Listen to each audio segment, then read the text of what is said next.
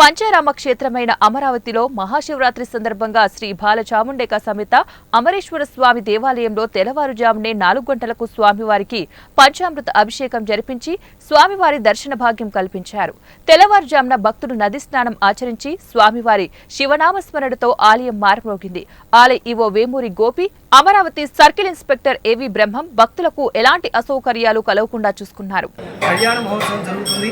ఇవాళ అర్ధరాత్రి 1 గంటకి స్వామివారికి ఎదుర్కోల సేవ తదుపరి కళ్యాణ మహోత్సవం ఉంటుంది. ఈ కళ్యాణ మహోత్సవంలో పాల్గొన్నట్లయితే భక్తులకు సంబంధించినటువంటి ఈతి బాధలు కానివ్వండి, కళ్యాణానికి సంబంధించినటువంటి ఇబ్బందులు కానివ్వండి, సంతానానికి సంబంధించిన ఇబ్బందులు కానివ్వండి అన్నీ తొలగిపోయి వివాహం కానీ వారి వివాహం చేసుకోగలగలిగి అలాగే సంతానం పొందగలరని చెప్పి చెప్తూ ఉన్నాము. కావున భక్తులందరూ కూడా తమ ఈ అవకాశాన్ని వినియోగించుకొని స్వామివారి కృపకు పాత్రలు కావాల్సిందిగా కోరుతున్నాము. ఇవాళ రోజున అంటే శివరాత్రి రోజున భక్తులందరూ జాగారం చేయాలట. జాగారం చేస్తూ శివనామ స్మరణ చేయాలి, ఉపవాసం చేయాలి. ఉపవాసము అంటే కేవలం బుద్ధి మానేసి కూర్చోవడం అంటే తిని మానేయడం కాదండి. స్వామివారి మీద మనసుని లగ్నం చేస్తూ శివనామ స్మరణ చేస్తూ ఉండాలి.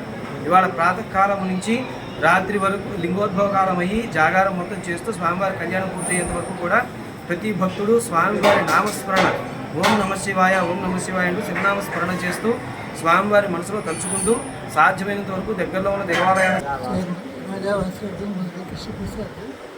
15 సంవత్సరాలుగా ఈ దేవాలయం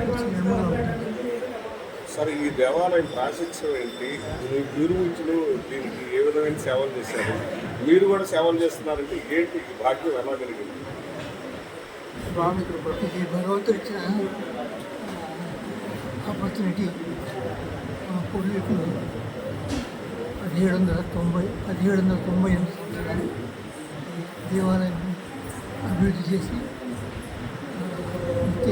నిత్య దీప నైవేద్యాల కోసం చాలామందికి ఈ నామం వచ్చి 2 సంవత్సరాలు ప్రస్తుత